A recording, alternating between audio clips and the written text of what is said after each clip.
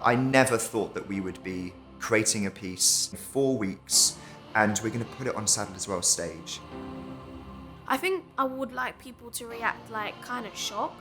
The reaction would be like, oh my gosh, like how?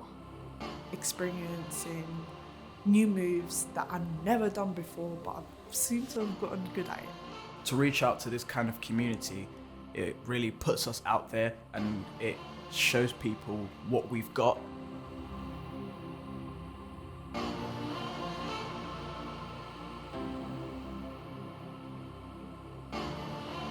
Romeo and Juliet as a show and as a project is all about young people. Here at New Ventures, we're starting to, as a company, explore and grow our platform of performances that are based on our main stage shows, but are performed by young people, non-professionals, non-dancers. And it's really exciting, and it's such an incredible way of engaging with that community.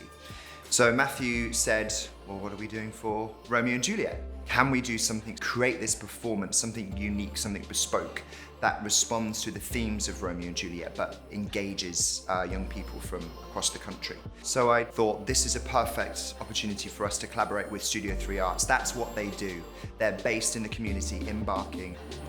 Studio 3 Arts is a combined arts organisation. We're part of the Arts Council's national portfolio for England, and fundamentally we exist to democratise art and artistic processes to make sure that everybody, regardless of background, income, whatever, gets an opportunity to make, experience and participate in outstanding art and artistic processes. With all of their knowledge and expertise, we've managed to come together and create something where the kids feel safe and supported. And through working with Jade Hackett, who's their choreographer, she can give us insights into how they work and how they might react that we hadn't thought about before. A lot of our young people here are street dance based. So to work in a completely different genre and a different field was something that we were really keen for them to be part of and to be exposed to. At first, learning it for me is quite hard because I was like, I don't really do this. Like some of the like pointed toes or flex feet and things like that were not normal for me to do. But once I broke down that barrier of awkwardness with trying to movement, I started to find it easier to do some of the choreography that they made. Engaging in this type of movement is very fluent and it's very flowing, and you just got to think about the emotion behind it. The way they discovered the dance moves is basically when we're doing it in classes and everything, like the type of warm-ups we do is incorporated into the dance, the choreography. If people do something, but they kind of change it to be their own way, they might say, oh, I like that, can we change the move into that instead? If you were to go to a different dance class and they see young people, they'd think, oh, let me do something easy or do something that's not that challenging. When you come to Studio 3 Arts, it's like they expect like more from us from the beginning. So giving us hard things, it doesn't matter whether we get it the first time, because over practice, we're gonna start to get it. In all my years of teaching and creating, I've never seen a group of young people, when they achieve something, when they actually get something right, explode, have a party. They go absolutely nuts, and it's the most joyous thing to see because it shows how much they care. This team is very multicultural, and I think that is so much better.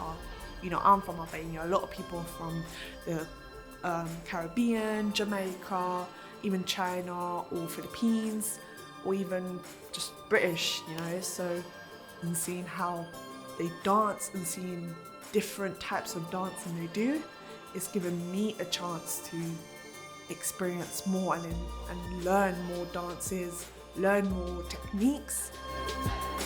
It's also able for us to be given that chance to go onto a main platform and main stages and show actually this is the kind of talent and skill sets that we have.